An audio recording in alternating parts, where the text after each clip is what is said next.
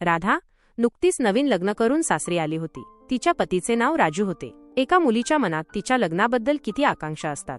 तिच्या मनात नेहमीच स्वप्नातील राजकुमाराची प्रतिमा वसलेली असते. परंतु राधा आपल्या पतीची दुसरी पत्नी बनून सासरी आली होती आणि तिला हेही माहीत होते की तिच्या पतीला पहिल्या पत्नीपासून एक मुलगी आहे. पण तिला याचे मुळीच दुःख नव्हते. तिने त्या मुलीला पूर्ण मनाने स्वीकारले आणि आपली सारी ममता तिच्यावर ओतली. राधाच्या घरात पती आणि मुलगी व्यतिरिक्त तिचे सासू सासरे, दीर जाऊ, देवर देवराणी आणि एक नणंद होती. राधाच्या सासरी एक भरपूर संयुक्त कुटुंब होते. राधाचे लग्न गावात झाले असल्याने ती स्वतःला त्या कुटुंबाशी जुळवून घेण्याचा प्रयत्न करू लागली. राधा आपल्या संसारात रमू लागली होती. हळूहळू सर्व काही सामान्य होऊ लागले होते की अचानक एक दिवस राधाच्या बाबतीत काही अनपेक्षित घटना घडली. राधा स्वयंपाकघरात जेवण बनवायला गेली. अजून ती तयारीतच गुंतली होती तेव्हाच चुलीत अचानक आग भडकू लागली. त्यामुळे राधा खूप घाबरली आणि ओरडत स्वयंपाकघरातून बाहेर आली. जेव्हा घरातील लोकांनी तिची किंकाळी ऐकली तेव्हा सर्व धावत तिच्याकडे आले आणि ओरडण्याचे कारण विचारले. तेव्हा राधाने सर्वांना सर्व काही सांगितले. परंतु घरच्यांनी या गोष्टीला खूप हलक्या पद्धतीने घेतले आणि राधाला म्हणाले की हा तिच्या मनाचा भ्रम आहे, याबद्दल जास्त विचार करू नये आणि तिच्या बोलण्याकडे दुर्लक्ष केले. परंतु या घटनेनंतर राधा खूप घाबरली होती. दिवस गेले आणि आता तर रोजच राधाच्या बाबतीत काही ना काही विचित्र घटना घडू लागल्या होत्या. कधी तिच्या मागून कोणतीही वस्तू पडायची आणि ती एकदम दचकून जायची, तर कधी कुणाच्या चालण्याचा आवाज ऐकून ती भीतीने तिथेच थांबायची. ती नेहमी घाबरलेली राहायला लागली. हळूहळू तिचे आरोग्य बिघडू लागले होते. ती पूर्वीपेक्षा अधिक कमकुवत झाली होती आणि आजारी पडू लागली होती. एक दिवसाची गोष्ट आहे. राधा आपल्या खोलीत झोपली होती तेव्हाच तिला असे वाटले जसे काही जळत आहे.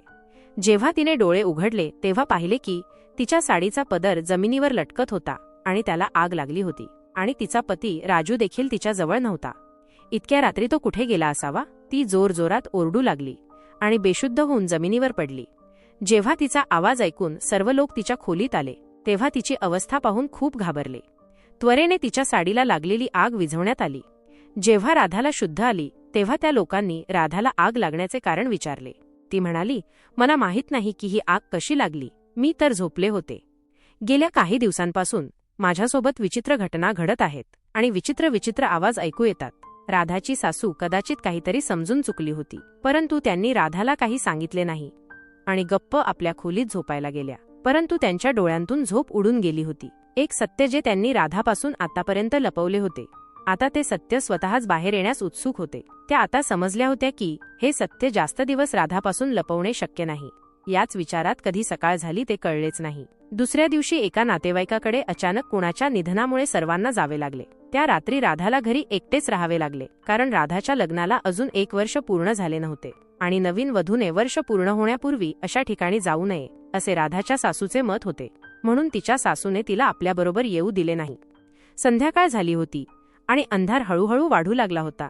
राधा सारे काम संपवून आपल्या खोलीत आली आणि बिछाण्यावर पडून छतावर बघू लागली. आज तिच्या डोळ्यांतून झोप दूर पळाली होती.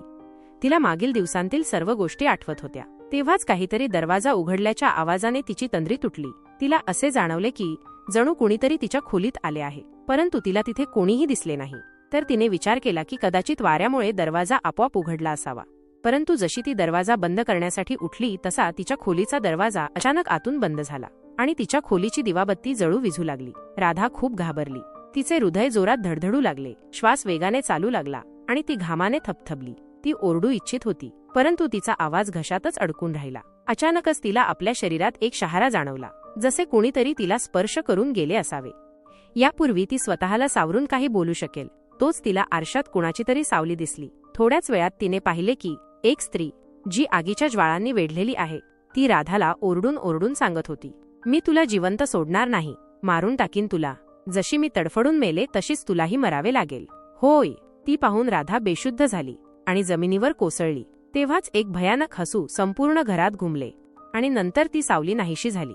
शेवटी कोण होती ती जळणारी स्त्री आणि काय आहे तिचा हेतू, हे जाणण्यासाठी तुम्हाला थोडी वाट पाहावी लागेल. जर तुम्हाला ही स्टोरी आवडली असेल तर लाईक करा, शेअर करा आणि चॅनल सबस्क्राईब करा अशाच मनोरंजक स्टोरीसाठी. पुन्हा भेटूया दुसऱ्या भागामध्ये.